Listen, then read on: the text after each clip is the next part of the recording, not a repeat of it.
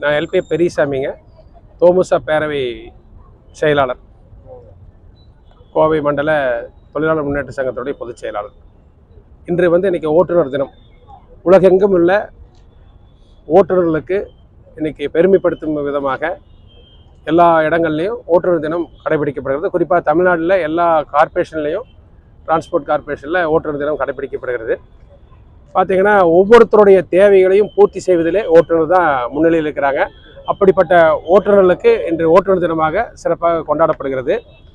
கோவை அரசு போக்குவரத்து கழகம் சார்பாக இன்று ஓட்டுநர் தினம் மற்றும் சாலை பாதுகாப்பு தினத்தை கடைபிடிக்கின்ற வகையில் 2 சக்கர வாகன பேரணியும், அதேபோல் ஓட்டுநர்களுக்கு மாவட்ட ஆட்சித்தலைவர் மற்றும் கோவை மாநகராட்சி ஆணையரை அழைத்து இப்போ அனைத்து ஓட்டுநர்களையும் பெருமைப்படுத்தியிருக்கிறோம். அதுலேயும் பார்த்திங்கன்னா இந்த ஓட்டுநர்களை சிறப்பு செய்வதற்காக பள்ளி குழந்தைகள் நேரடியாக இந்த ஓட்டுநர்களுக்கு பூ கொடுத்து உங்களுடைய பணியை சிறப்பாக செய்ய வேண்டும், அனைவருக்கும் மனமுவந்து சேவை செய்ய வேண்டும் என்று அவங்களுக்கு பாராட்டும் வாழ்த்தையும் தெரிவித்திருக்கிறார்கள்.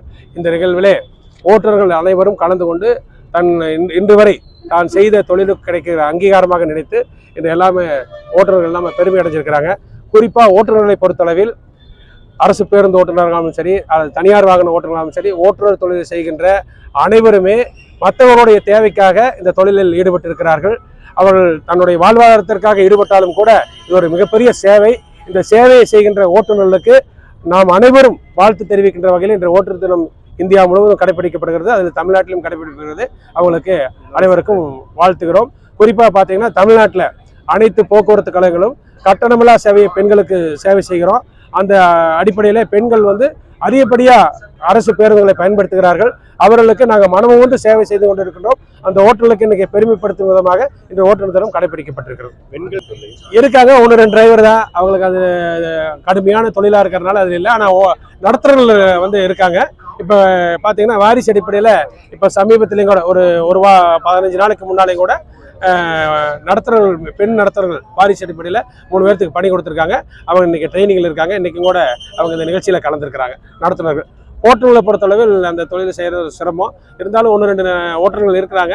அவங்க பேருந்து இயக்குவதில் சிரமம் இருக்கிறதுனால இங்கே அதில் இல்லை.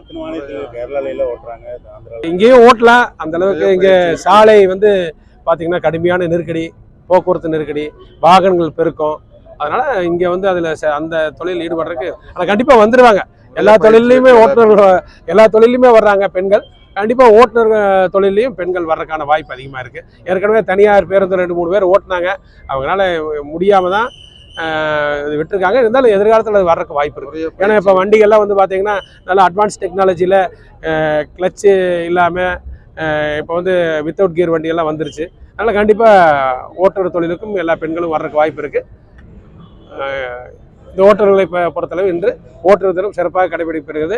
நீங்கள் ஊடக நண்பர்கள்லாம் இங்கே அவங்களெல்லாம் வாழ்த்துனதில் எங்களுக்கு உள்ளபடியே அந்த ஓட்டுநர் தொழில் ஈடுபட்டவங்களுக்கும் ஒரு பெருமை சேர்த்துற ஒரு விஷயமா இருக்குது. உங்களுக்கும் நன்றி, வாழ்த்துக்கிறோம்.